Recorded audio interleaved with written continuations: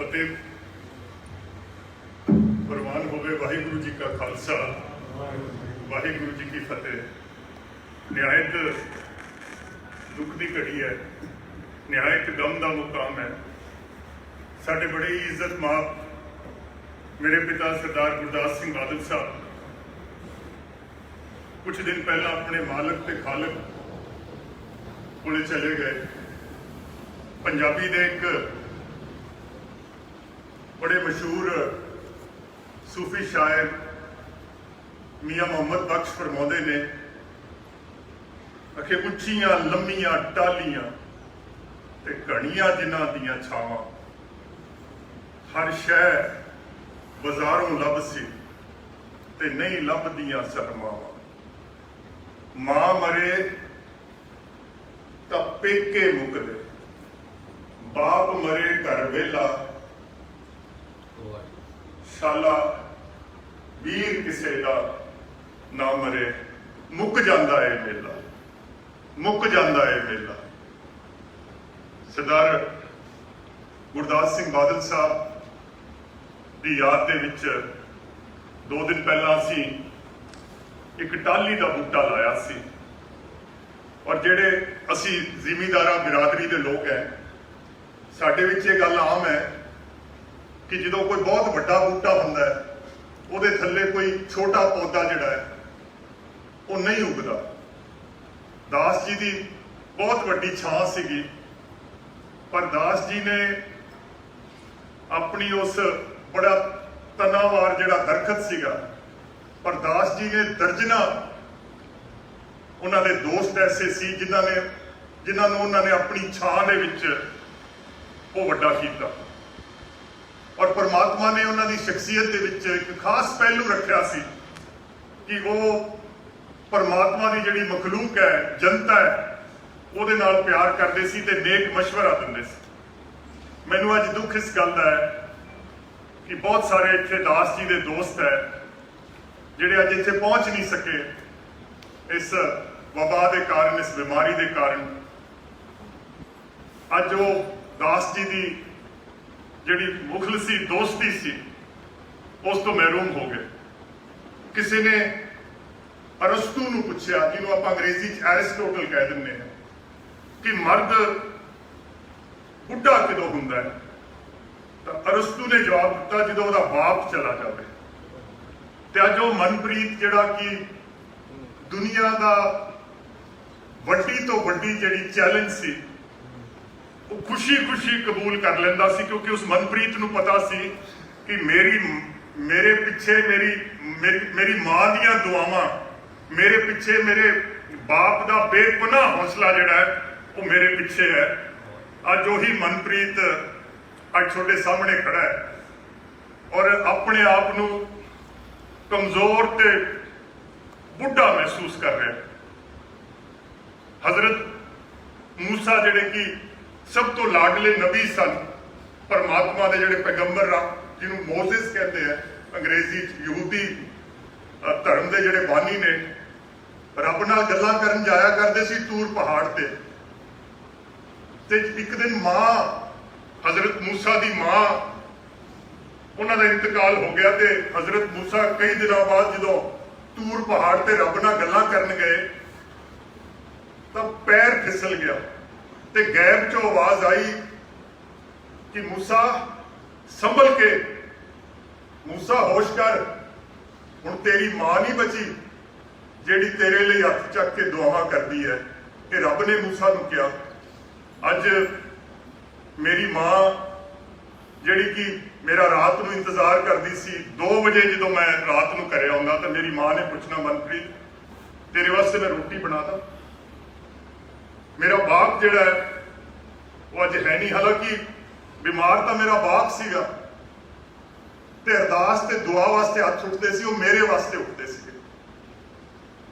अज दोनों की ममता तो मैं महरूम हो गया।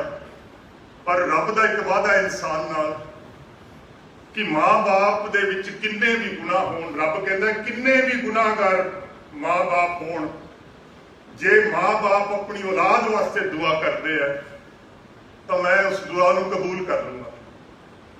अज ਇਹ ਜਿਹੜਾ ਘਰ ਹੈ ਮੇਰੇ ਮਾਂ-ਬਾਪ ਦਾ ਘਰ ਹੈ। ਮੇਰੇ ਵਾਸਤੇ ਇਹ ਘਰ ਕਿਲਾ ਹੁੰਦਾ ਸੀ।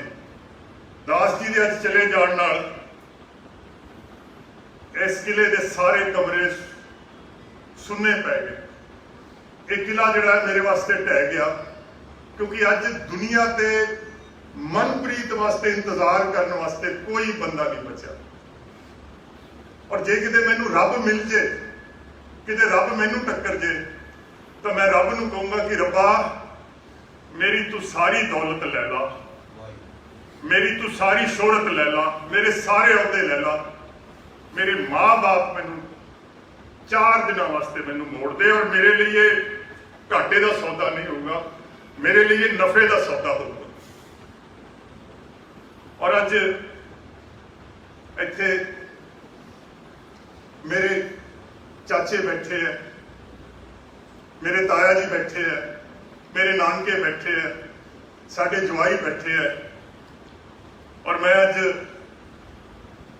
ਇਹਨਾਂ ਨੂੰ ਕਹੂੰਗਾ ਕਿ ਜੇ ਮਾਜ਼ੀ ਦੇ ਵਿੱਚ ਕੋਈ ਪਿੱਛੇ ਮਨਪ੍ਰੀਤ ਦੀ ਵਜ੍ਹਾ ਨਾਲ ਤੁਹਾਡੀ ਕੋਈ ਦਿਲ ਸ਼ਿਕਨੀ ਹੋਈ ਹੈ, ਤਾਂ ਮੈਂ ਅੱਜ ਆ ਸਕਦਾ ਤੁਸੀਂ ਮੈਨੂੰ ਅੱਜ ਮਾਫ ਕਰ ਦਿਓ।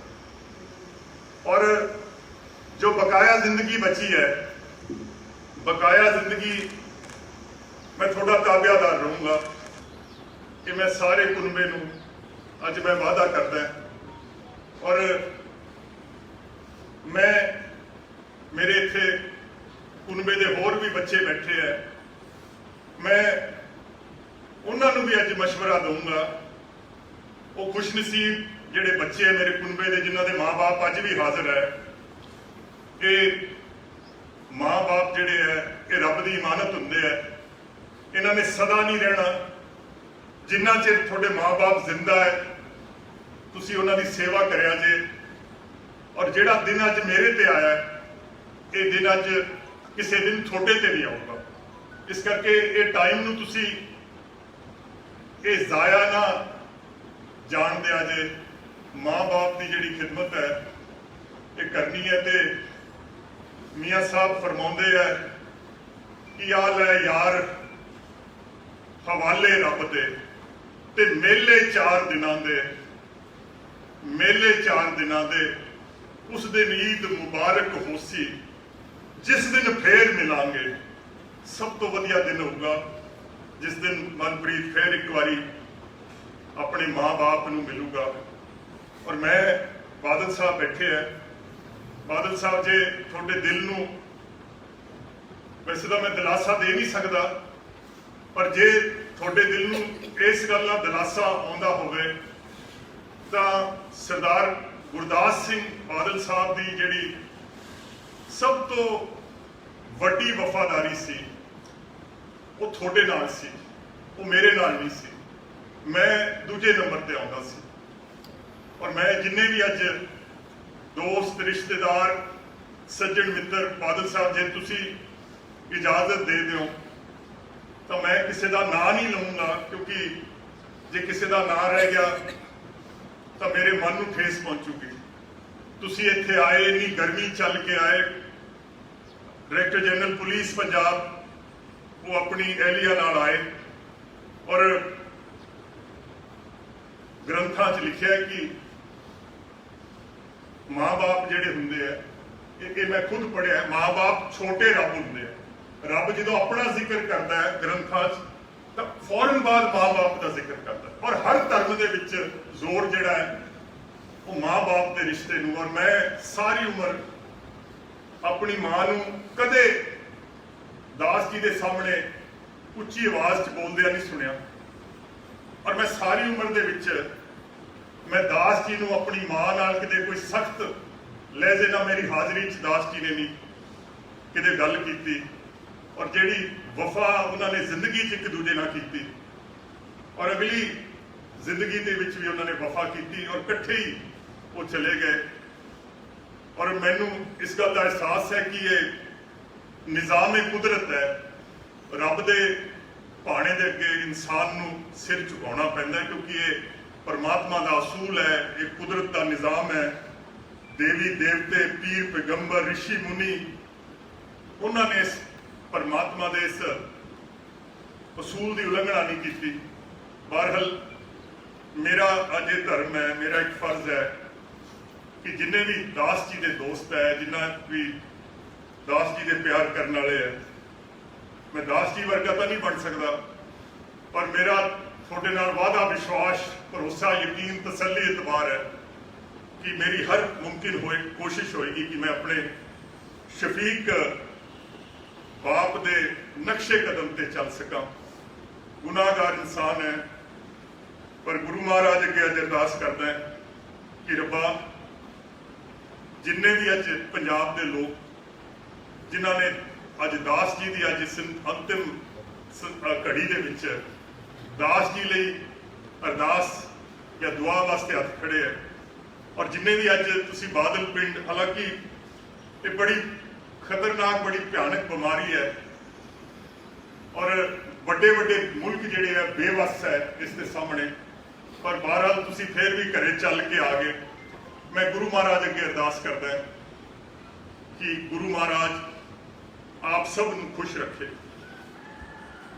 रब तुहाडियां औलादां नूं खुश रखे, रब तुहाडे भरावां नूं खुश रखे, रब तुहाडियां भैणां नूं खुश रखे, रब तुहाडे माँ बाप नूं खुश रखे, रब हिंदुस्तान की हिफाजत करे, ते रब तुहानूं ते मैनूं इस धरती मां की सेवा करने की बुद्धि देवे। और मैं बादल साहब नूं दरखास्त की सी कि तुसी, क्योंकि इस खानदान के सरबराह हो, तुसी खानदान की रहनुमाई फरमाओ। पर आपने ये क्या कि